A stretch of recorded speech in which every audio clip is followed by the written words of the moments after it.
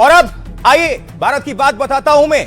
शुरू करते हैं आज का सिलसिला पहली बड़ी खबर के साथ, ब्रेकिंग न्यूज के साथ। कहां से है देखिए आपको बता दें, बांग्लादेश की खबर है, क्योंकि बांग्लादेश में इश्क निंदा या फिर टारगेट किलिंग, यह सबसे बड़ा सवाल है, क्योंकि वहां दीपू की हत्या के पीछे यही वजह बताई गई थी। लेकिन आज सबसे बड़ा खुलासा करेंगे आगे। पहले ये तस्वीर देखिए, बांग्लादेश विरोधी मशाल जुलूस, ये कोलकाता पश्चिम बंगाल की तस्वीरें हैं।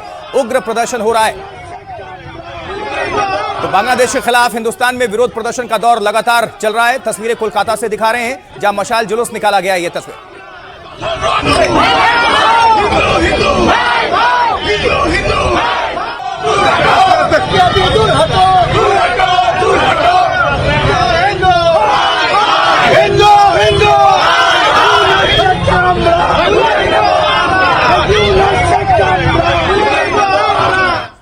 और ऐसा ही गुस्सा और आक्रोश उत्तर प्रदेश में भी देखने को मिला, जहां बांग्लादेश का विरोध करने के लिए यहां पुतला जलाया गया। तस्वीरें आपके सामने, पुतला फूंककर हिंदुओं ने विरोध प्रदर्शन किया। राजधानी उत्तर प्रदेश की लखनऊ की तस्वीर।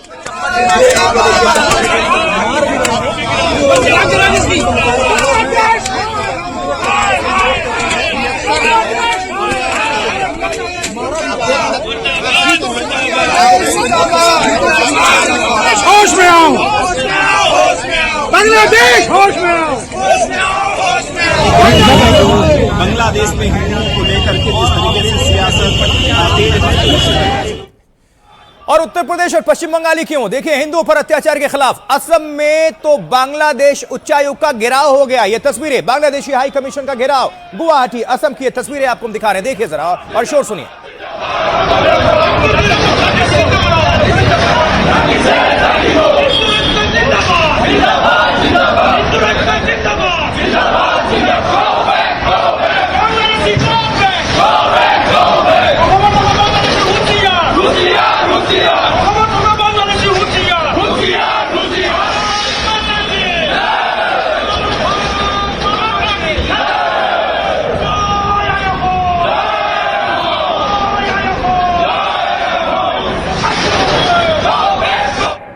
असम, उत्तर प्रदेश और महाराष्ट्र की तस्वीरें हमने दिखाई। अभी महाराष्ट्र दिखाने जा रहे हैं। देखिए, पश्चिम बंगाल को दिखा दिया हमने। विरोध की आवाज महाराष्ट्र भी उठ गई है और यहां बांग्लादेश के हिंदुओं के लिए मुसलमान सड़कों पर उतर आए हैं। खास बात ये सर्वधर्म। देखिए जरा।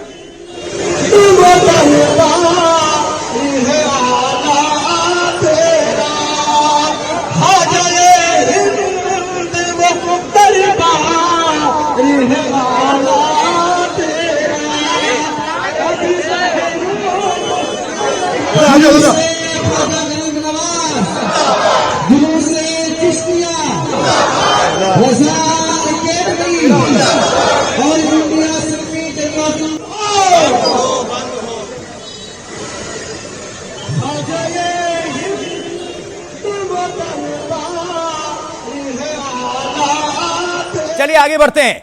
ये तस्वीरें आपको हमने दिखा दी। मुंबई के मुसलमान बांग्लादेश में अल्पसंख्यकों की सुरक्षा के लिए प्रोटेस्ट कर रहे हैं। लेकिन अब देखिए जरा कि ढाका में आदि के लिए अब तक भीड़ सड़कों पर है, जिन्हें वहां के हिंदुओं की नहीं, सिर्फ अपने लोगों की परवाह है। नजर डाल, ये आदि के लिए ये प्रदर्शन सुनिए, देखिए।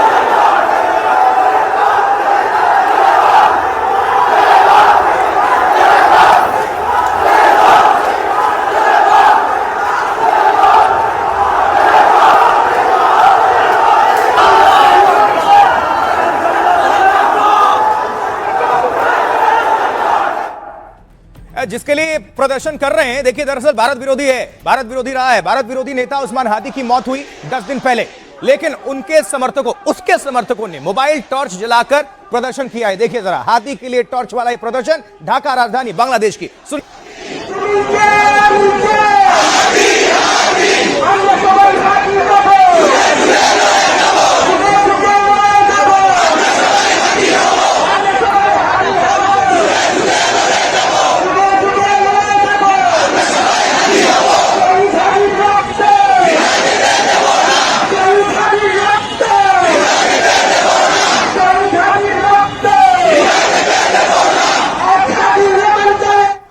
ये इनकलाब मंच के लोग हैं जिन्होंने घोषणा की है कि शरीफ उस्मान हादी की हत्या के दोषियों को न्याय के कटघरे में लाए जाने तक शाहबाग चौराहे पर उसका घेराव और धरना कार्यक्रम जारी रहेगा। दिन में शाहबाग में निकली भीड़, सुनिए देखिए।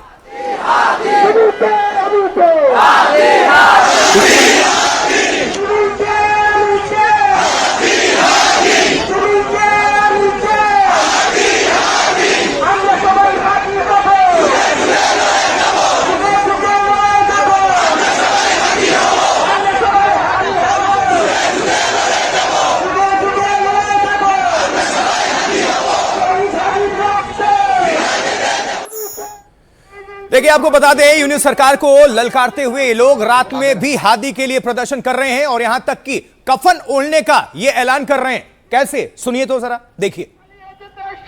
अगर हादी का कातिल कैंटोनमेंट में भी है तो हम भी कफन पहनकर कैंटोनमेंट तक मार्च करेंगे।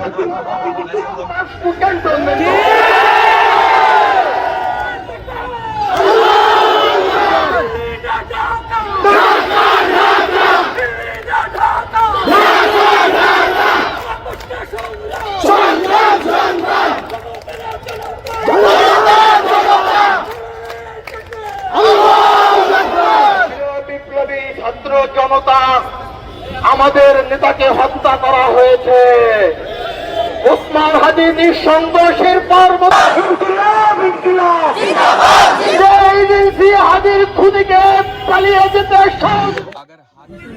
और देखिए, आपको बता दें, हादी की हत्या के दोषियों को सजा दिलाने की मांग तो ठीक है, लेकिन आप जरा देखिए कि हादी के नाम पर ये लोग बांग्लादेशियों के साथ क्या कर रहे हैं। बताया जा रहा है कि ये बुजुर्ग स्वतंत्रता संग्राम सेनानी है जिन्हें आप देख रहे हैं, और वो शाहबाग गए थे जहां उन्होंने मुक्ति संग्राम के इतिहास के अपमान के विरोध में तख्ती पकड़ी हुई थी, और तभी हादी समर्थकों ने उनसे बदसलूकी कर दी। सुनिए।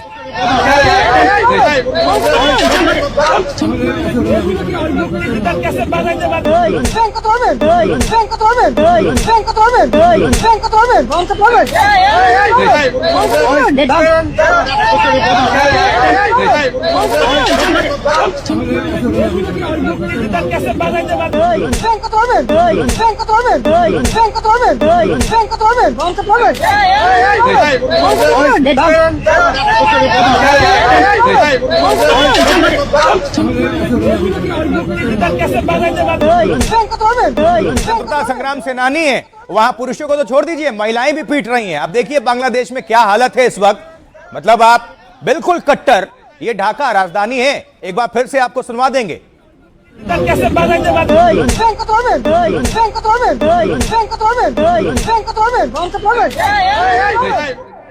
आपको दिखाना जरूरी था कि आप समझिए क्या वहां पर हालात हैं। सोचिए, जहां उसी देश के स्वतंत्रता सेनानी सुरक्षित नहीं है, तो उस बांग्लादेश में हिंदुओं पर अत्याचार हो रहा है। यह तस्वीर याद करिए जब हिंदुओं के घर फूंक डाले गए थे। ये तमाशबीन यूनुस, वैसे तो नोबेल का शांति पुरस्कार इनको मिला है, लेकिन जब से आए हैं अशांति है बांग्लादेश में। देखिए जरा, ये घर हिंदुओं के हैं जो जला दिए गए, फूंक दिए गए। क्या हो रहा है बांग्लादेश के अंदर, ये तस्वीर गवाही दे रही है।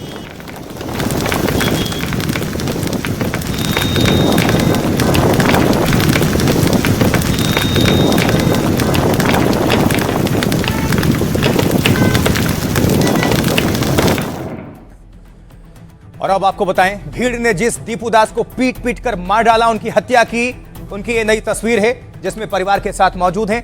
ये आप देख रहे हैं दीपू दास, उनकी पत्नी और वो बच्ची, और दीपू दास जो नहीं रहे।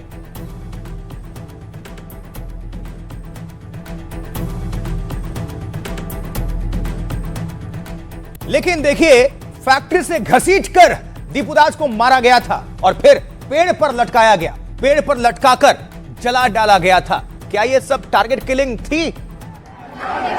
देखिए।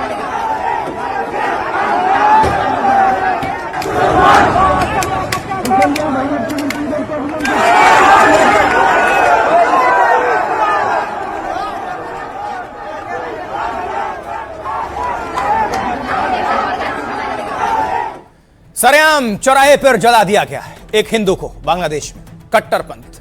क्योंकि दीपू के साथ ही एक और हिंदू युवक अमृत मंडल की भी हत्या की गई। भीड़ ने उसे पीटते पीटते अधमरा कर दिया, और जब पुलिस उठाकर अस्पताल लेकर गई तो इसकी जान चली गई, मौत हो गई। एक करके मने करिए हिंदू लोग के ऊपर अत्याचार कर रहा है, बांग्लादेश में रहने नहीं देगा।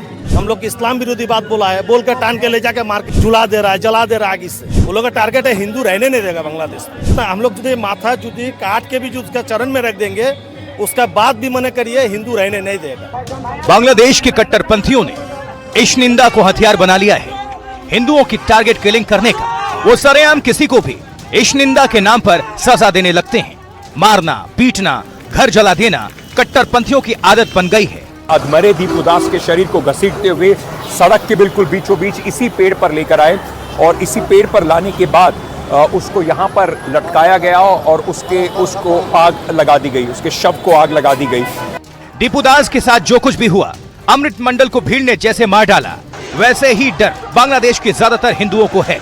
ये खौफ नहीं बल्कि यूनुस के राज में कट्टर गैंग को मिली खुली छूट की करतूतों का नतीजा है। तभी तो वहां हर हिंदू डरा हुआ है, भारत की ओर देख रहा है। उसे लग रहा है कि वो झूठे इश्निंदा के नाम पर मारा ना जाए। अब हम आपको बता देते हैं कि दरअसल बांग्लादेश में हिंदुओं की टारगेट किलिंग क्यों हो रही है। जरा समझिए, फ्लैशबैक में लिए चलते हैं को गहरे तौर पर आप इसको समझिए, क्योंकि बांग्लादेश में इश्निंदा के नाम पर हिंदू की टारगेट किलिंग हो रही है और रिपोर्ट्स के मुताबिक ऐसी हत्या जमीनों पर कब्जे के लिए हो रही है। और यह दावा भी बांग्लादेश के एक मानवाधिकार संगठन ने ही किया है। Human rights Congress for Bangladesh minorities ने बड़ा दावा किया है। इसकी रिपोर्ट के मुताबिक 6 महीने में इश्निंदा के झूठे 73 मामले सामने आए हैं। झूठे, इनमें पिटाई, लिंचिंग और संपत्ति पर कब्जे की घटनाएं शामिल हैं। 32 जिलों में ये केस दर्ज हुए हैं, जिनमें अल्पसंख्यक टारगेट पर है, निशाना बनाया गया उनको। इस रिपोर्ट में हिंदू युवक दीपू की हत्या का भी जिक्र किया गया है और कहा गया है कि निराधार आरोपों से, यानी गलत आरोपों से अल्पसंख्यक प्रताड़ित किए जा रहे हैं, मतलब खासकर हिंदू। इश्निंदा जैसे आरोप संपत्ति हड़पने और हत्या के हथियार बन गए बांग्लादेश में। मतलब कई मामलों में आपसी दुश्मनी भी है, व्यक्तिगत कारणों से भी इश्निंदा लगा दी गई। बांग्लादेश में इश्निंदा के लिए सजाए मौत नहीं बल्कि 2 साल की सजा है, लेकिन इसके नाम पर भीड़ ने खुलेआम दीपू जैसे हिंदू की हत्या कर दी। तमाशबीन सभी देखते रहे, सिस्टम बांग्लादेश देखता रहा, क्योंकि दीपू पर इश्निंदा का आरोप लगाकर पीट पीट कर मार डाला गया। रिपोर्ट में यूनुस सरकार को चेतावनी दी गई है कि अगर सख्त कार्रवाई नहीं हुई तो हिंदू और दूसरे अल्पसंख्यक समुदाय में भय का माहौल और बढ़ेगा। देखिए, एनडीटीवी की टीम ग्राउंड जीरो पर मौजूद है, यानी बांग्लादेश में दीपू दास के घर पहुंची और परिवार से हमने बातचीत की है। क्या कुछ परिवार ने कहा है, सुनवाते हैं, सीधे सुनिए। क्या घटना क्या हुआ, आप लोगों को कैसे पता चला घटना के बारे में? घटना मुझे कहानी नहीं पता। बेटा ऑफिस में रहता था और कंपनी में 2.5 साल काम किया। मुझे नहीं पता कि क्या हुआ। मैं नहीं कह सकता कि मेरे पास कोई सोर्स है या नहीं। कंपनी चाकरी करतो चीनिया क्यों इस ताजा नहीं ना। वहाँ पर जो पुलिस था उन्होंने रोकने का कोई कोशिश नहीं की? नहीं, कोनो सहायता नहीं मिलेगा। ओकरा खातिर बेटा खातिर कोनो सहायता नहीं मिलेगा बांग्लादेश में। हम सारा विश्व के कहता नहीं, पुलिस वहाँ से भाग गया। कर्जा बहुत फट जाता। पूरा भारत, पूरा पृथ्वी के हम जनाता है जे हमारा ऐसा दुख कोनो मातारी के ना हो के सकेला। कल्याण फ्रंट। क्या नाम है सर आपका? हमारा नाम विजन राय भूमिक रतन। हमें इस उपजिला का सभापति। तो आप क्या बता रहे थे दीपू के बारे में? दीपू बहुत अच्छा था, ऐसा अच्छा लड़का यहाँ पर नहीं है। इसका जो कम्युनिटी है, दलित कम्युनिटी पर ऐसा लड़का नहीं है। अब आपको यहां बता देते हैं कि आखिर ये इश्निंदा कानून क्या है। चलिए जरा डिटेल्स आप सभी तक पहुंचा देते हैं। देखिए, जिसकी आड़ में बांग्लादेश में हिंदुओं को शिकार बनाया जा रहा है। अब इश्निंदा कानून धार्मिक अपमान के मामलों में लगता है, जैसे किसी देवता, धर्मस्थान, किताब या वस्तु का अपमान हो, क्योंकि इश यानी ईश्वर, निंदा यानी आलोचना या अनादर। इसलिए इश्निंदा कानून के तहत ऐसे मामले आते हैं जिनमें धार्मिक भावनाओं का जानबूझकर अपमान करने, मजाक उड़ाने या फिर उन्हें ठेस पहुंचाने को अपराध माना जाता है, चाहे लिखित, मौखिक या फिर किसी तरह से अपमान किया गया हो। कुरान, बाइबल, मस्जिद, चर्च या मान्यता का अपमान किया गया हो। और इसके दोषियों को अलग अलग तरह की सजाएं दी जाती हैं, जैसे जुर्माना, जेल, आजीवन कारावास या फिर सजाए मौत। पाकिस्तान या बांग्लादेश दुनिया के ऐसे अकेले मुल्क नहीं है जहां इश्निंदा कानून है और मौत की सजा दे दी जाती है, बल्कि प्यू रिसर्च की 2015 में जारी एक रिपोर्ट के मुताबिक दुनिया के 26% देशों में धर्म के अपमान से जुड़े कानून हैं, यानी 50 से ज्यादा देशों में इश्निंदा में सजा का कानून है। बड़ी बात यह है कि इनमें से 70% देश मुस्लिम बहुल है। पाकिस्तान में 1990 के बाद से इश्क निंदा का आरोप लगाकर 70 से ज्यादा लोगों को भीड़ ने मौत के घाट उतार दिया। सऊदी अरब में शरिया के तहत इश्क निंदा करने की सजा मौत है। ईरान में भी इश्क निंदा करने पर मौत की सजा दी जाती है। कानून के समर्थक इसे मजहबी सुरक्षा के लिए जरूरी मानते हैं, जबकि आलोचक कहते हैं कि यह अभिव्यक्ति की स्वतंत्रता पर हमला है। इसी इश्क निंदा के चक्कर में क्या दीपू चंद्रदास की हत्या हुई, लेकिन उनके परिवार ने इससे इनकार किया है। उन्होंने दावा किया है कि कंपनी में प्रमोशन और पैसों से जलने वालों ने उसे मौका देकर मार डाला है। दीपू दास ने प्रमोशन के लिए अप्लाई किया था, अप्लाई पाया तो उसमें लॉटरी होता था, तो उसमें दीपू दास के नाम उठा, उसमें दीपू दास का नाम निकल के आया।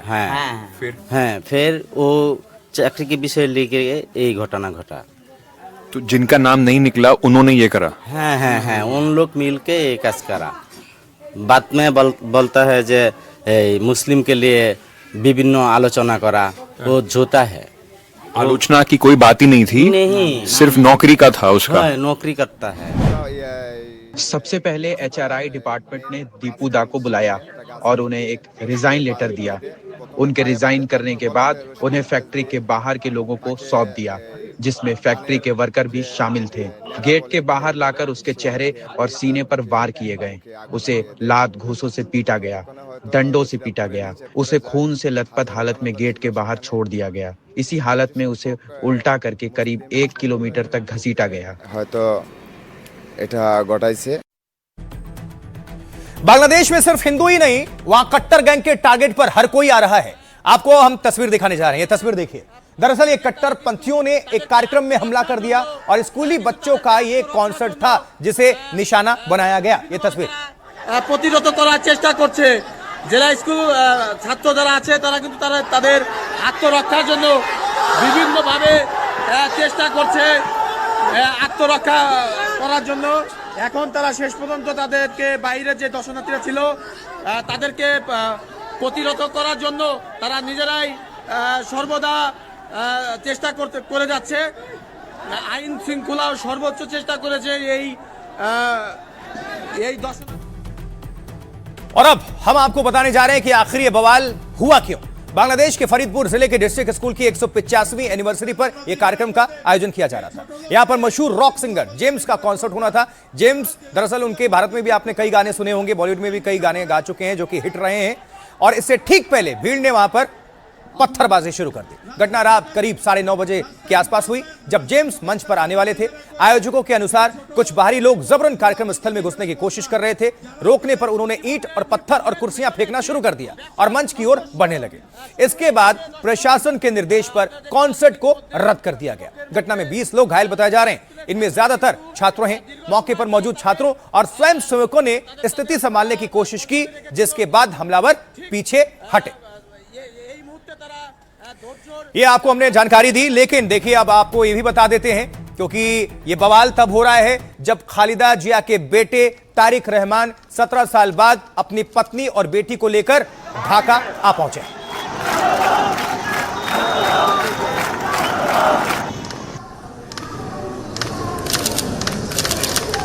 तो परिवार के साथ देश लौटे तारिक रहमान, ये ढाका बांग्लादेश। उसी समय की तस्वीर, लाखों लोग उनके स्वागत के लिए पहुंच गए थे। ये नीले कपड़ों में ये इनकी बेटी हैं। भविष्य में इनको बड़ी जिम्मेदारी भी मिल सकती है, ये जो जिन मोहतरमा को दिखा रहे हैं आपको।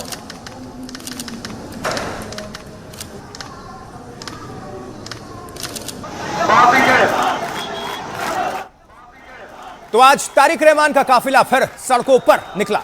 वो ढाका यूनिवर्सिटी जा रहे थे। अब जरा ये तस्वीर आपके लिए देखिए।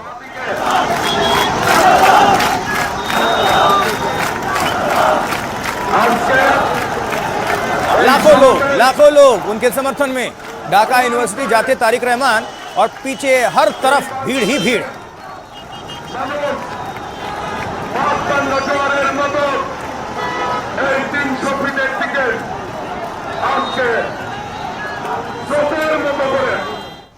अब आप देखिए जरा, सिर्फ रास्ते में ही नहीं बल्कि राजधानी ढाका यूनिवर्सिटी के गेट पर भी रहमान को देखने के लिए भारी भीड़ पहुंच गई, क्योंकि यहां वो हादी के लिए आए थे।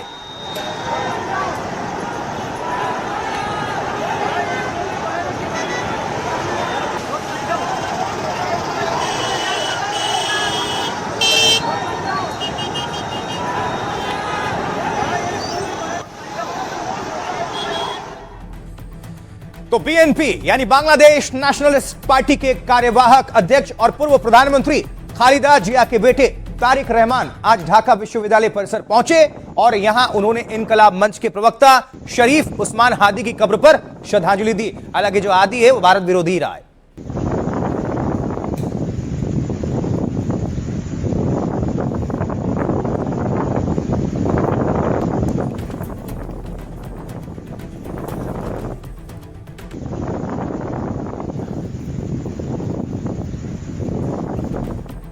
अब जरा बांग्लादेश की सिचुएशन समझिए, अंदरूनी अभी हालात क्या है और इससे क्या जोड़कर हम बताने जा रहे हैं, नजर डालिए। बांग्लादेश में 2 महीने बाद फरवरी में चुनाव होने वाला है।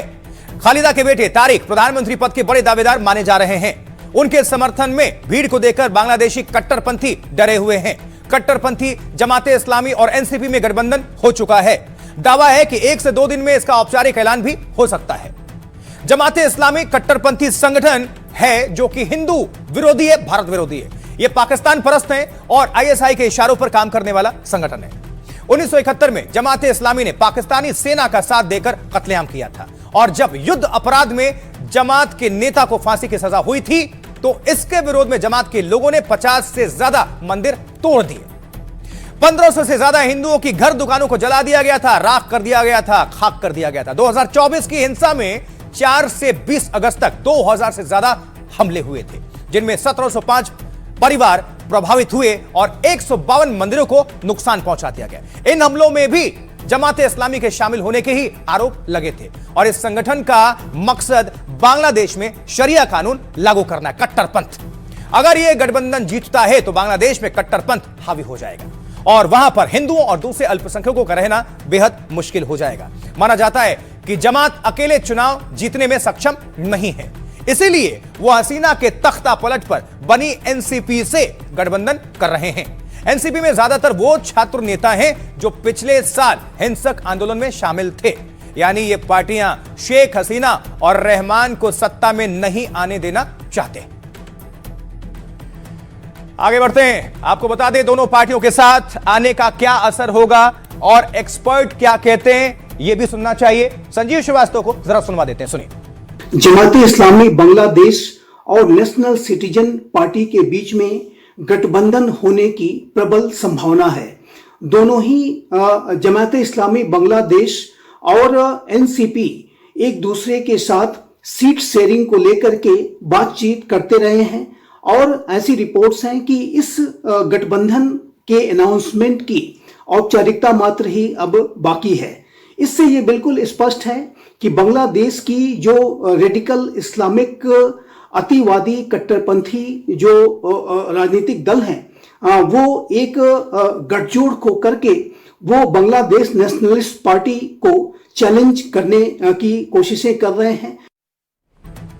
तो बांग्लादेश में क्या हो रहा है ये दुनिया देख रही है, हम सब देख रहे हैं। लेकिन देखिए भारत में तो प्रदर्शन हो रहा है, बांग्लादेश में भी प्रदर्शन हो रहा है, हिंदू सड़कों पर हैं, तमाम ह्यूमन राइट्स वाले भी हैं, लेकिन भारत में कहां का प्रदर्शन हो रहा है अभी तो जरा समझ लीजिए, क्योंकि अब आपको तस्वीर दिखाने जा रहे हैं बांग्लादेश की इन्हीं हालातों के खिलाफ बॉयकॉट करने की मांग उठ रही है। तस्वीरें अभी जो देख रहे हैं आप बंगाल के सिलीगुड़ी की तस्वीर।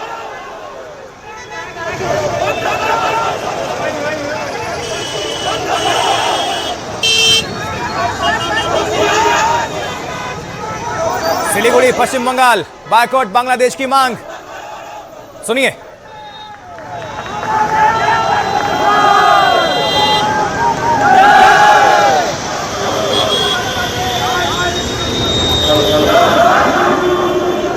तो बांग्लादेश वाले नाराए तकबीर लगा रहे हैं, लेकिन भारत में भारत जिंदाबाद, भारत माता की जय, वंदे मातरम ये लग रहे हैं और हिंदुओं के लिए मांग हो रही है सुरक्षित उनको रखने के लिए।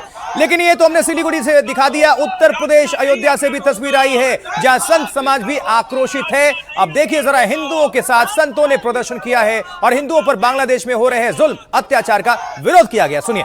मुर्दाबाद मुर्दाबाद मुर्दाबाद, हिंदुओं पे अत्याचार बंद करो, बंद करो, बंद करो, हिंदुओं पे अत्याचार करने वाली किताब मुर्दाबाद मुर्दाबाद मुर्दाबाद, बांग्लादेश मुर्दाबाद मुर्दाबाद, बांग्लादेश मुर्दाबाद मुर्दाबाद, वंदे मातरम।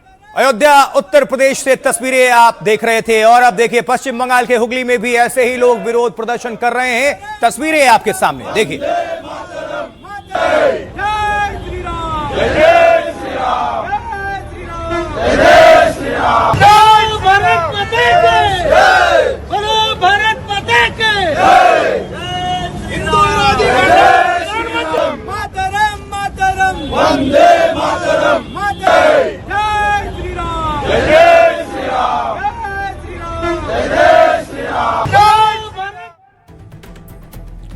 अब जरा समझिए कि कैसे घटते चले गए हिंदुओं को लेकर यह चिंता इसलिए क्योंकि पाकिस्तान हो या बांग्लादेश, दोनों में ही हिंदुओं की आबादी घटी है क्योंकि वहां अल्पसंख्यकों से अत्याचार होता है।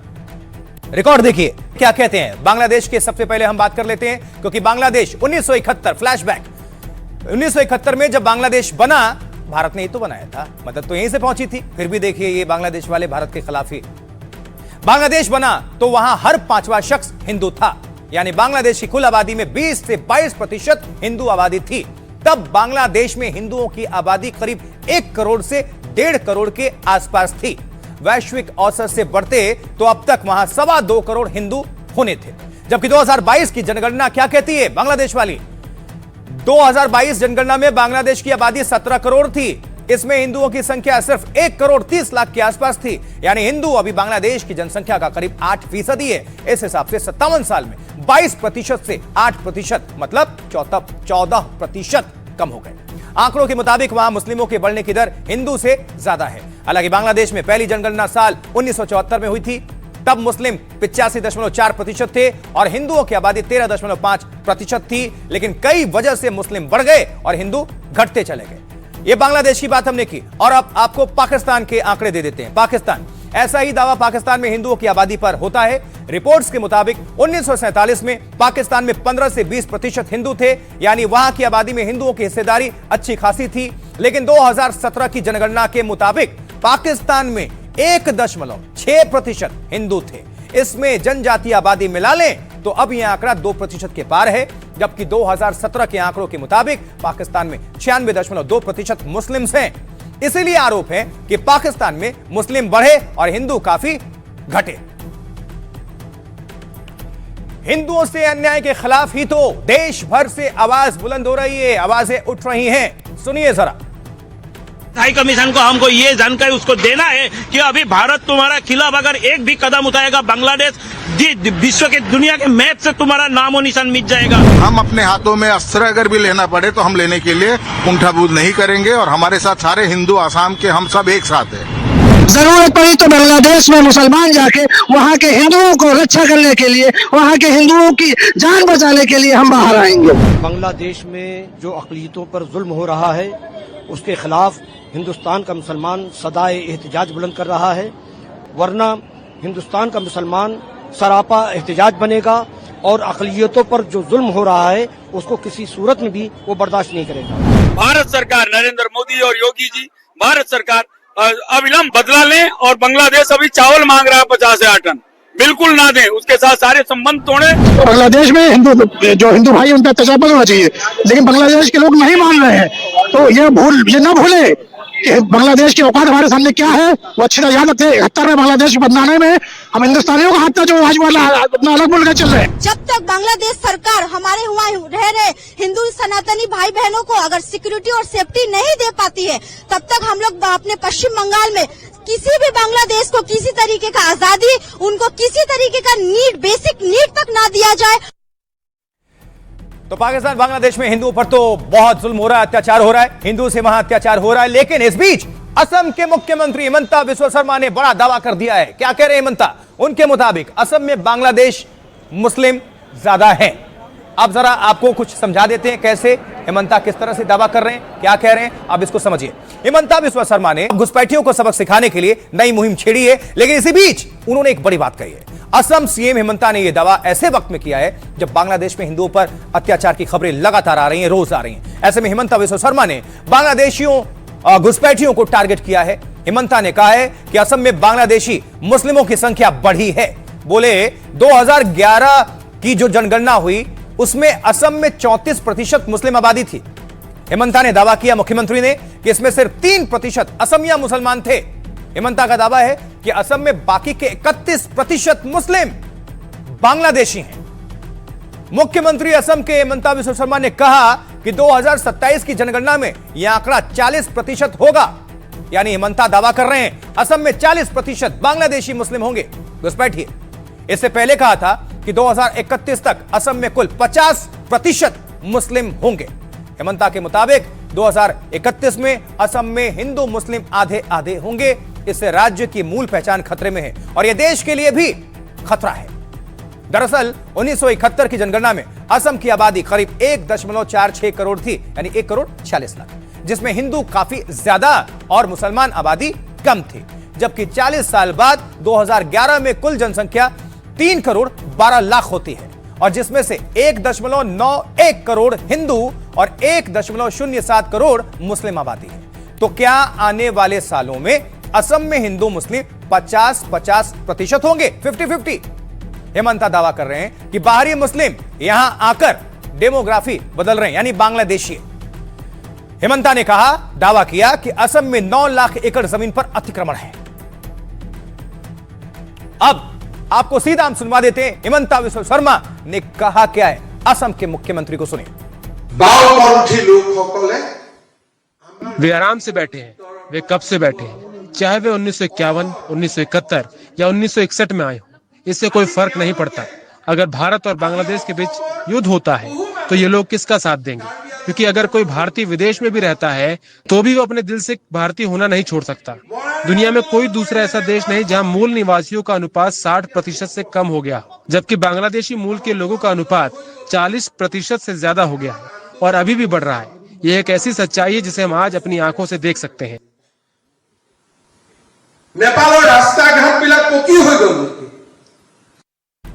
तो बांग्लादेश के हिंदू बोले बॉर्डर खोल दो। पूरी खबर क्या है देखिए, जरा समझिए। बांग्लादेश में दीपू और अमृत की लिंचिंग से हिंदुओं में डर का माहौल है। जान बचाने के लिए भारत से बॉर्डर खोलने की गुहार लगाई जा रही है। रंगपुर, ढाका, चिटगांव, मैमनसिंह में रहने वाले हिंदुओं में दहशत का माहौल है। और रिपोर्ट क्या कहती है? रिपोर्ट के मुताबिक रंगपुर के एक हिंदू बोले, ये हमें ताने देते हैं। हमें डर है कि ये ताने कभी भी भीड़ की हिंसा में तब्दील ना हो जाए। हम फंसे हुए हैं और हमारे पास जाने के लिए कोई जगह नहीं है। यमन सिंह के शख्स ने कहा है कि बॉर्डर खोलने का मतलब सामूहिक पलायन नहीं है, बल्कि यह सिर्फ हिंसा से बचने के लिए हमारे पास एक विकल्प है। अगर सीमा खुली होगी तो हमें यह भरोसा होगा कि एक रास्ता हमारे पास है।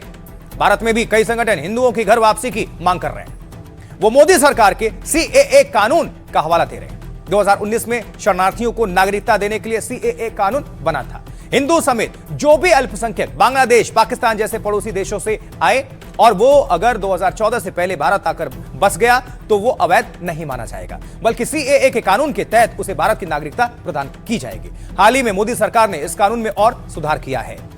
अब 31 दिसंबर 2024 तक भारत आए अल्पसंख्यकों को राहत दी है, यानी 31 दिसंबर 2024 तक बांग्लादेश से आए हिंदू भारत में रह सकते हैं। अब मांग हो रही है कि पीड़ितों के लिए नियम में थोड़ा और बदलाव कर दिया जाए, सहूलियत दिया जाए। दस्तावेजों के साथ पीड़ितों को भारत आने की मंजूरी दी जाए, यानी बांग्लादेश के पीड़ित हिंदुओं को भारत अपने यहां पनाह दे दे। ये भारत बांग्लादेश में हो रहे जुल्म और हिंदुओं को लेकर जो अटैक, लिंचिंग, ये हमने आपको बता दिया। अब आपको वापस ले आते हैं वतन और यहां पर अब बात करेंगे हम बाबा बागेश्वर की।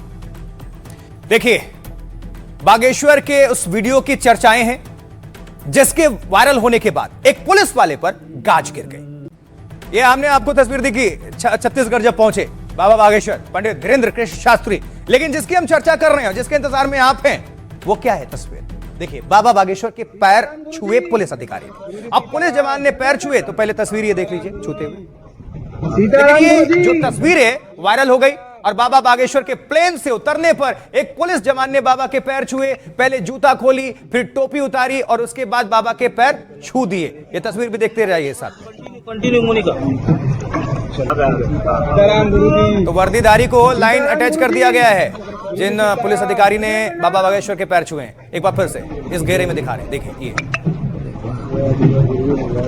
बाबा ने आशीर्वाद भी दिया। कहा जाता है कि वर्दी में चुकी हैं इसलिए नहीं करना चाहिए था। और अलग अलग सोशल मीडिया अगर आप खंगालेंगे तो इस पर भी सहमति और असहमति है। हम खबर दिखा रहे हैं और आप तस्वीर देख रहे हैं तो आपके मन में भी कोई ना कोई समर्थन या विरोध होगा। अगर आप सोच रहे होंगे कि हाँ ये ठीक है या गलत है, ये आप बता पाएंगे। सीताराम गुरुजी सीताराम, मुझे प्रणाम। अब बाबा बागेश्वर के पैरों में पुलिस, तो विवाद कैसे?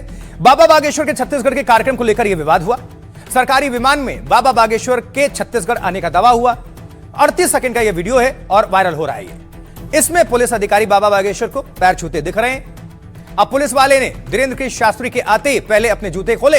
ड्यूटी पर तैनात पुलिस वाले ने इसके बाद अपनी टोपी निकाली और फिर आगे बढ़कर बाबा बागेश्वर के पैर छूने लगे।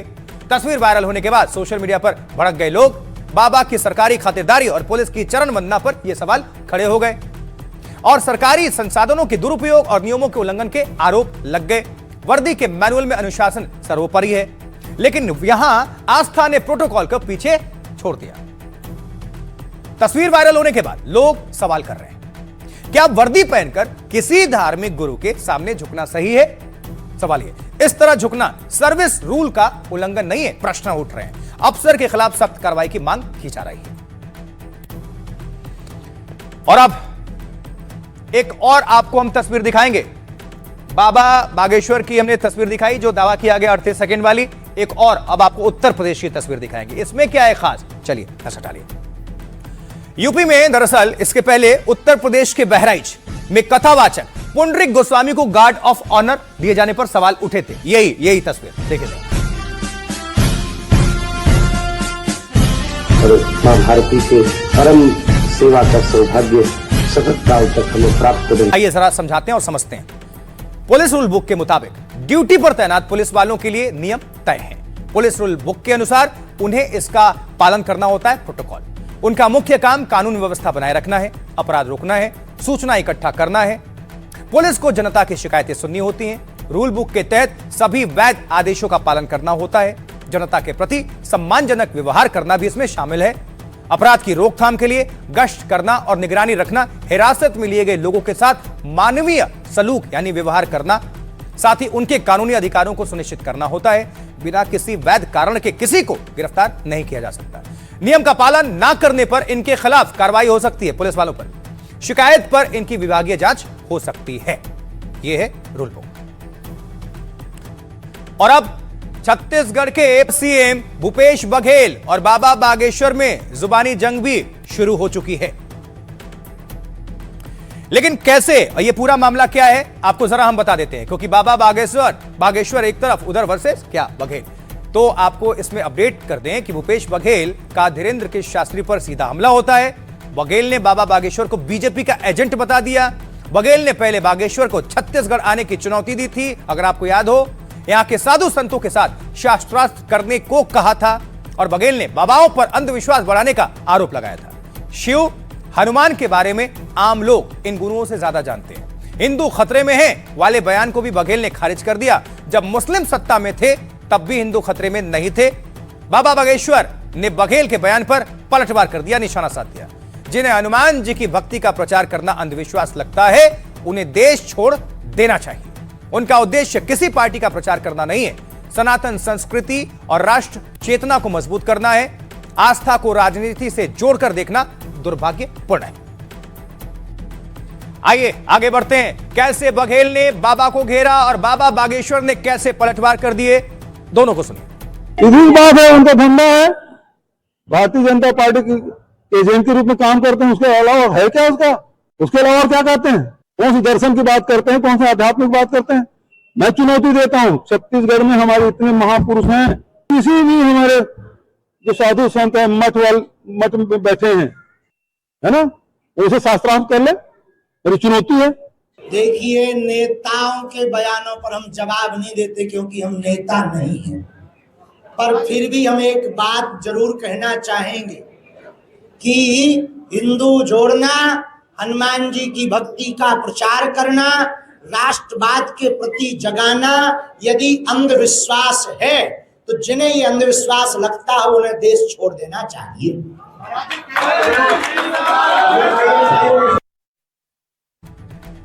एक खबर उत्तर प्रदेश के कानपुर से भी है, क्योंकि कानपुर में कथावाचक के खिलाफ शिकायत दर्ज कराई गई है। जी हां, देवी देवताओं के अपमान का आरोप लगा है। यही है कथावाचक के खिलाफ शिकायत, कानपुर। देखिए, कानपुर में कथावाचक ने मंच से विवादित बयान दिया था, वीडियो वायरल हुआ और उसके बाद उनकी शिकायत कर दी गई। क्या है वीडियो में, सुनिए। हाय दैया, तुम लोगों के दूध हाथ वाले पैदा हो तो भैया दूध महीना उठती नहीं है खटिया से। अरे 8 हाथ वाली देवी मैया कैसे। अब इसमें ऐसा भी है कि हम आपको सुनवा भी नहीं सकते पूरा, लेकिन आपको बता दें, कानपुर में जो कथावाचक को हिरासत में लिया गया है, शिकायत के बाद पुलिस ने इन पर कार्रवाई कर दी और कार्रवाई करते हुए कथावाचक को हिरासत में ले लिया गया। तस्वीरें यही हैं।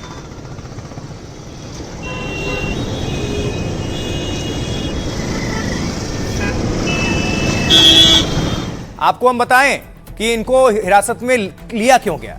तो उत्तर प्रदेश के कानपुर से कथावाचक अर्चना सिंह इनका नाम है, इनको हिरासत में लिया गया। हिंदू देवी देवताओं के खिलाफ अपमानित भाषा बोलने पर इन पर मुकदमा दायर किया गया है। मंच से मां दुर्गा से लेकर भगवान गणेश पर टिप्पणी की थी इन्होंने। इसके बाद अर्चना सिंह का यह वीडियो वायरल हो गया। बजरंग दल ने महिला कथावाचक के खिलाफ जोरदार विरोध प्रदर्शन किया और साथ ही कथावाचक के खिलाफ शिकायत दर्ज कराई गई। इसके बाद महिला कथावाचक को हिरासत में लिया गया। कथावाचक ने भगवान की फोटो घर में ना लगाने की सलाह दी थी। अब देखिए, अर्चना सिंह के इस बयान का भारी विरोध हुआ और अर्चना के साथ ही कार्यक्रम के आयोजक को भी हिरासत में लिया गया। कानपुर देहात के कार्यक्रम में कथावाचक ने विवादित बयान दिया था। पुलिस कथावाचक और आयोजक से अब पूछताछ कर रही है। अब लेकिन इस पूरे मामले को लेकर एक्शन क्या है, हलचल क्या है और पुलिस क्या कह रही है, तो पुलिस को, कानपुर पुलिस को आपको हम सुनवा देते हैं। सुनिए। दिनांक 24/12/25 को कथावाचक अर्चना बौद्ध द्वारा हिंदू धर्म के देवी देवताओं पर अभद्र टिप्पणी की गई, जिसके संदर्भ में थाना रसूलाबाद में अभियोग पंजीकृत किया जा चुका है। इसमें कथावाचक व आयोजक गुलाब राम को पूछताछ से हिरासत में लिया गया है व अन्य विधिक कार्रवाई की जा रही है।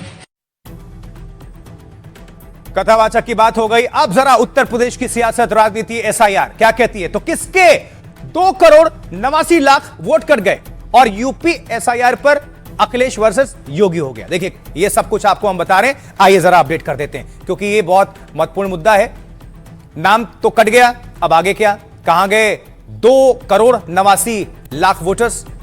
ये भी अपने आप में इंपॉर्टेंट है। बड़ा खुलासा भी हुआ है कि 2,89,00,000 वोटर्स के नाम कटने वाले हैं। सवाल यह है कि वोट आखिर थे किसके।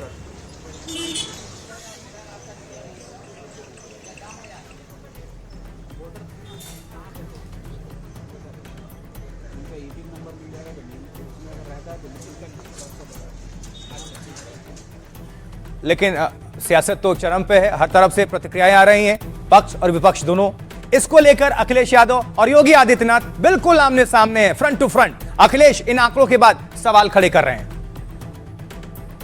अब यह भी जरा आपको हम बता दें कि कैसे, कौन क्या कह रहा है इसको पूरे मामले को लेकर, क्योंकि जो नाम कटे हैं, फाइनल ड्राफ्ट देखिए 31 दिसंबर को अभी जारी होगा, लेकिन लखनऊ, गाजियाबाद में सबसे ज्यादा नाम कटे हैं। एसआईआर प्रक्रिया में समय का अब कोई एक्सटेंशन नहीं होगा। 14 दिन पहले ही दे दिया गया था एक्सटेंशन के लिए। 14 दिनों में एसआईआर में सिर्फ 2 लाख नए नाम जुड़ पाए हैं। इनमें 1.26 करोड़ वोटर्स दूसरी जगह शिफ्ट हो चुके हैं। जो नाम कटे हैं, ये समझिए, ऐसे नहीं कटे। 46 लाख वोटर्स की मौत हो चुकी है। 23.7 लाख मतदाताओं के नाम 2 जगहों पर मौजूद थे। 83.73 लाख वोटर्स का पता ही नहीं लगाया जा सका। करीब 1,11,00,000 लोग, यानी जो वोटर्स हैं, उनको नोटिस दी जाएगी और इसके बाद उन्हें दस्तावेज दिखाने होंगे। इसको लेकर अखिलेश यादव ने योगी आदित्यनाथ पर निशाना साधा। अखिलेश, उत्तर प्रदेश में 2.89 करोड़ वोटर्स का नाम कट रहा है, ये कह रहे हैं। मुख्यमंत्री जी के इसमें से 85 से 90% उनके अपने वोटर्स हैं जिनके नाम कटे। इसके बाद अखिलेश यादव ने बीजेपी को अब वोट कटने का दावा किया, बीजेपी वालों का ही, कि आपने अब खुद का काट दिया है। अखिलेश ने कहा है कि इस हिसाब से बीजेपी को नुकसान होगा। हर विधानसभा सीट पर करीब 61,000 वोट कट जाएंगे और ऐसे में भारतीय जनता पार्टी के लिए दहाई का आंकड़ा पार करना भी मुश्किल होगा। ये अखिलेश यादव कह रहे हैं। भाजपाई एसआईआर ने अपने खोदे गड्ढे में भाजपा को ही गिरा दिया है। अब पीडीए सरकार बनाएगा और भाजपा का पीड़ा राज मिटाएगा, अखिलेश यादव। अखिलेश और योगी ने यूपी में एसआईआर को लेकर क्या कहा है, यह भी तो अब सुनना चाहिए। चलिए सुनवाते हैं दोनों। तो ये जल्दीबाजी क्यों? यूपी में कोई इलेक्शन नहीं है, अभी इलेक्शन अभी टाइम है, तो आप आराम से करते और सहूलियत के साथ करते, बहुत सावधानी से करते, बहुत सिंसियरिटी के साथ करते। ये कौन सा लोकतंत्र में आप किसका ड्रीम पूरा करना चाहते हैं? जो एसआईआर के फॉर्म भरे हैं बहुत सारी विरोधियों ने, उसमें कुछ बांग्लादेशियों के भी नाम है। आप मुझे बताइए 10 साल की उम्र में किसी का बच्चा होगा क्या? लेकिन यह भी फॉर्म भरा गया है, यानी बेटे की उम्र 20 साल, बाप की उम्र 30 साल और उसके ग्रैंडफादर की उम्र 40 साल। तो मैंने कहा तब तो ये कई पीढ़ियां देख चुके होंगे भाई। लेकिन अगर आपका नाम इस लिस्ट से कट गया है तो आगे क्या होगा? क्या आप वोट कर सकेंगे? आइए जरा बता देते हैं, समझिए और ध्यान से इस खबर को सुनिए, आपके लिए खास। क्योंकि नाम तो कट गया, अब आगे क्या, ये चिंता है। यूपी में 2,89,00,000 वोटर्स के नाम कट सकते हैं। अगर एसआईआर में नाम कट गया है तो कैसे जुड़ेगा? नाम कटने पर परेशान होने की जरूरत नहीं है। देखिए, सामान्य प्रक्रिया के तहत नाम दोबारा जुड़ सकता है। फाइनल लिस्ट में नाम नहीं आने पर दिक्कत की बात नहीं है। ऑनलाइन माध्यम से भी नाम जुड़वाया जा सकता है। जी हां, बीएलओ के माध्यम से भी आपका नाम जुड़ सकता है। इसके लिए आपको एड्रेस प्रूफ देना होगा। 2003 वोटिंग लिस्ट से कनेक्शन प्रमाणित किया जाएगा। मान लीजिए आप अगर वोटर थे तो वो पूरी डिटेल्स दे दीजिएगा। अगर आप उस वक्त वोटर नहीं थे तो आपके माता पिता या किसी का भी तो होगा ही, वो कनेक्ट हो जाएगा। अब देखिए, इसमें आपका या आपके माता पिता का नाम होना चाहिए, जैसा आपको बता रहे थे। अगर ये लिंक हो जाता है तो कोई दस्तावेज नहीं देना होगा। 2003 की मतदाता सूची में नाम नहीं है तो भी बेफिक्र रहें। ऐसे लोगों को सिर्फ फॉर्म भरकर जमा करना है। ऐसे वोटर्स को चुनाव आयोग से नोटिस भेजा जाएगा। इसमें 13 निर्धारित डॉक्यूमेंट्स में से कोई भी एक प्रस्तुत आपको करना होगा। इन दस्तावेजों के आधार पर नाम वोटर लिस्ट में शामिल हो जाएगा, यानी जुड़ जाएगा। 28 फरवरी 2026 को फाइनल वोटर लिस्ट सामने आ जाएगी। तो 2.89 करोड़ वोटर्स के नाम कटने पर विपक्ष ने सरकार को अब घेरा है। सुनिए। 1 महीने का समय उत्तर प्रदेश के लिए कुछ नहीं होता, इतना बड़ा प्रदेश है, 800-900 किलोमीटर चलना, तो आप समझ सकते हैं कि आज केरल के बराबर समय दिया, बंगाल के बराबर, आपको उत्तर प्रदेश के लिए कम से कम 6 से 8 महीने का समय देना चाहिए था। इसमें तमाम आप देखें बीएलओस ने कहीं सुसाइड कर लिया। ये पूरी तरीके से दबाव बनाया गया, जल्दबाजी का निर्णय है। इससे उत्तर प्रदेश के मतदाताओं को वंचित किया गया है। इससे निश्चित तौर से उनको हक और अधिकार उनका छीना है। 2,79,00,000 बता रहे हैं, ये तो काट दिए, इनको जोड़ना भी नहीं है, इनको फार्म नहीं बना। इसकी जांच होनी चाहिए, कैसे कटे, क्यों काटा गया, किन परिस्थितियों में काटा गया। भारत उत्तर प्रदेश सरकार आयोग से मिल करके छद्म रूप से कुछ लोगों को वोट कटवा रही है। देश के चुनाव का मामला है, देश के एक विकास और समृद्धि और सुख और सुरक्षा का मामला, तो ऐसे में वोटर बहुत मायने रखता है। तो वोटर तो परफेक्ट वोटर होना चाहिए देश के कानून के मुताबिक।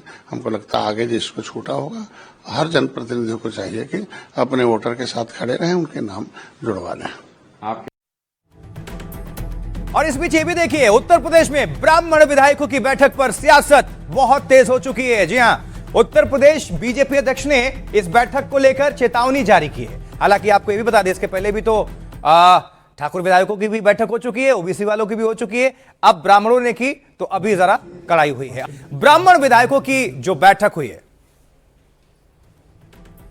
ये तस्वीर आप देख पा रहे हैं। इसमें तमाम जो विधायक हैं आपको नजर आ रहे हैं।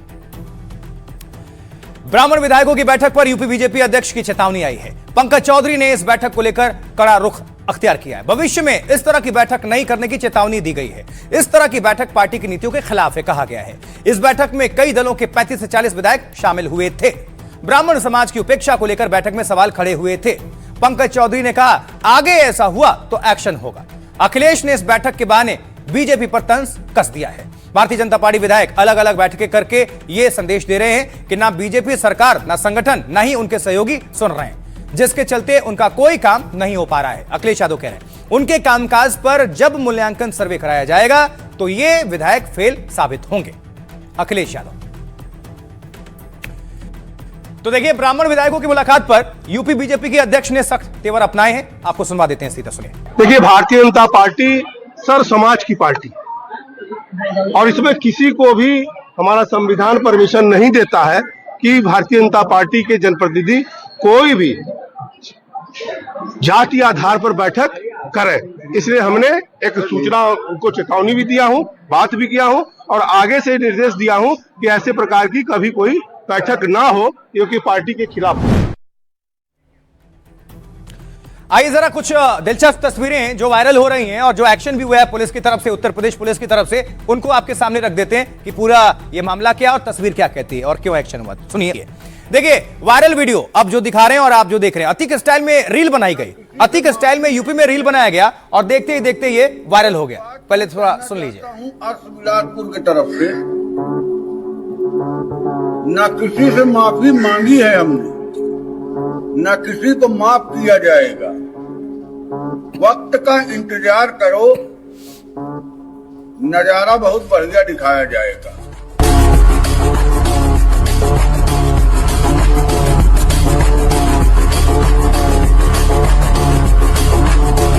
तो रील तो आपने देख ली, रील भाई साहब ने बना ली, लेकिन कह रहे थे कि नजारा बहुत गजब का दिखाया जाएगा, माफी मांग रहे हैं। रीलबाज की दबंगई जरा आप देखिए, वायरल वीडियो, रीलबाज ने दबंगई का रील बना लिया, लेकिन उसे पता नहीं था कि भैया योगी की पुलिस है, उसे तलाश रही है। ये 3 पहले अभी अपने पैरों पर सही सलामत दिख रहे हैं आपको, देख लीजिए, उसके बाद भी दिखाएंगे।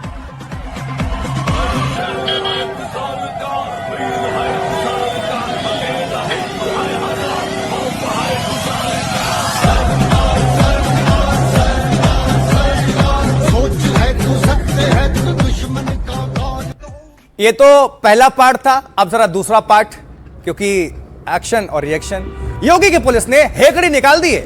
ये जो दबंग रीलबाज अब चल भी नहीं पा रहे हैं। अब देखिए, पहले कैसे ये म्यूजिक पर ढिंचक आगे चल रहे थे, अब ये लंगड़ा रहे हैं। हालांकि इसको भी लेकर सवाल उठ रहे हैं कि ये सच में लंगड़ा रहे हैं या इनको बोल दिया गया कि लंगड़ा के चलो, ऑपरेशन लंगड़ा।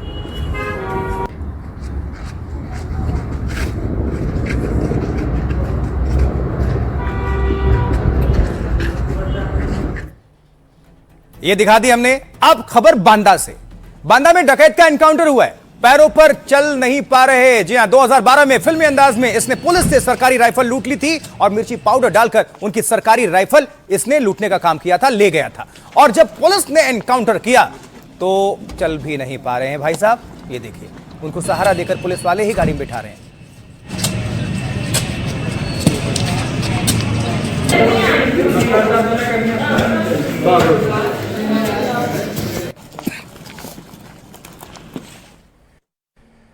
और अब बात नापाक पाकिस्तान की, क्योंकि नापाक प्लान लीक। क्या है ये स्टोरी, देखिए। पाकिस्तान की नापाक साजिशों की धज्जियां उड़ रही हैं। पाकिस्तान आतंक को अपना सबसे बढ़िया हथियार मानता है या बड़ा हथियार मानता है, लेकिन इस बार उसका आतंक का प्लान लीक हो चुका है। अनंतनाग, एक के बाद एक बाजार में सीसीटीवी में 2 आतंकवादी कैद होते हैं, जिनमें से एक पाकिस्तान का बताया जा रहा है। ये देखिए जरा, ये आतंकी, ये दोनों जा रहे हैं, टेररिस्ट है। सीसीटीवी में कैद हुए 2 आतंकी पाकिस्तान का, इनमें से एक आतंकी है। अनंतनाग के बाजार में यह नजर आया। देखते जाइए। अब ये आतंकियों को ढूंढने की कवायद भी जारी है, सर्च ऑपरेशन लगातार जारी है। दोनों आतंकवादियों को ढूंढने के लिए सुरक्षा एजेंसियां पूरे इलाके में मुस्तैदी के साथ सर्च ऑपरेशन चला रही हैं। हर आने जाने वालों पर पैनी नजर है। अब बाइक हो या कार, सबकी चेकिंग तलाशी हो रही है।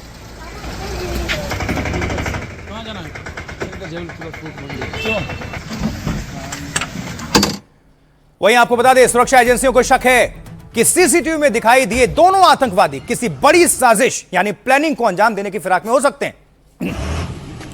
और इसी वजह से पूरे इलाके में सर्च ऑपरेशन चल रहा है। जंगलों में भी तलाशी अभियान चलाया जा रहा है। ये देखिए, हमारे योद्धा हैं, जवान हमारे बहादुर।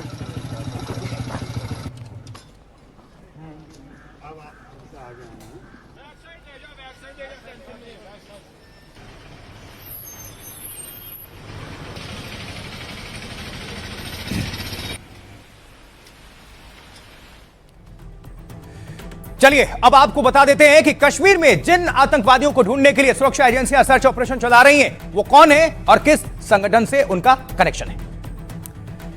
सबसे पहले बात कर लें लश्कर के 2 आतंकवादियों का सीसीटीवी फुटेज सामने आया है। सीसीटीवी वीडियो 25 दिसंबर के शाम 6:12 का है और दोनों आतंकी, दोनों टेररिस्ट अनंतनाग के बाजार में घूमते हुए नजर आ रहे हैं, जिनकी तस्वीर भी हम दिखाई रहे थे आपको।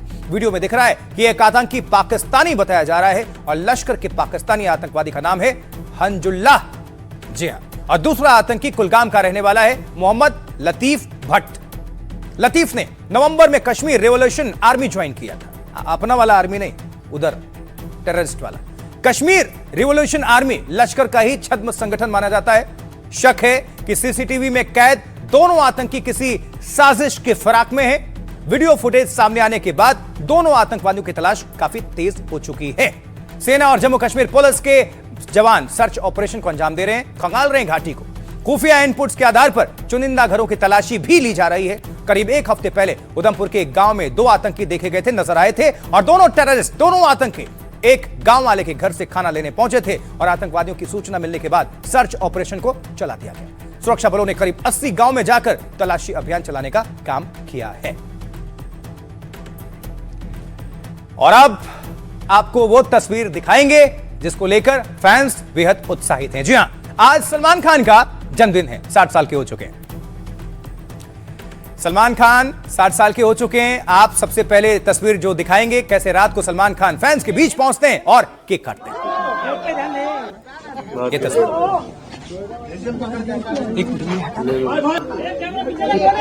संजीत ऑडियो है, संजीत ऑडियो है। चलिए, यहां तो ऑडियो वीडियो सब है और केक भी कट रहा है। ये हो गई तस्वीर, 60 साल के हो गए हैं। अब अगली तस्वीर की बारी है। जी हां, सलमान खान के फार्म हाउस में बर्थडे पार्टी का आयोजन किया गया। इसमें कई सेलिब्रिटीज पहुंचे हैं जो नजर आ रहे हैं। एक्टर से लेकर क्रिकेटर महेंद्र सिंह धोनी, MSD, सब उनको बधाई देने पहुंचे हैं।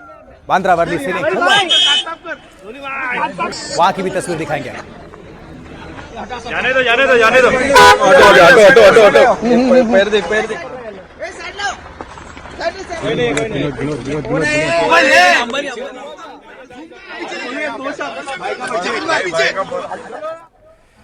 लेकिन इस बीच आपको बता दें कि मुंबई के बांद्रा वर्ली सीलिंग से भी अनोखी तस्वीर सामने आई, जब सलमान खान को खास अंदाज में जन्मदिन विश किया गया। क्या खास है, देखिए, नजर डालिए।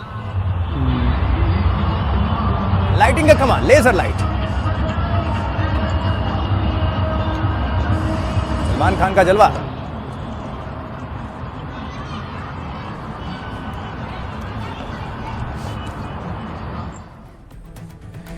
और जो फैंस बेसब्री से सलमान खान की फिल्म का इंतजार कर रहे थे कि अगली फिल्म कौन सी होगी, उनको भाईजान ने अपने बर्थडे पर रिटर्न गिफ्ट दिया है। सलमान खान की मूवी बैटल ऑफ गलवान का टीजर रिलीज हो चुका है। सलमान खान ने ही खुद सोशल मीडिया पर यह करके बताया भी, दिखाया भी। फिल्म अगले साल अप्रैल में रिलीज होने जा रही है। बहुत इंस्पायर करता है लोगों को और मुझे भी, कि आप एग्जैक्टली जो फील कर रहे हैं या फिर जो है आपके अंदर चल रहा है वो एग्जैक्टली आप ऐसे ही दर्शाएं।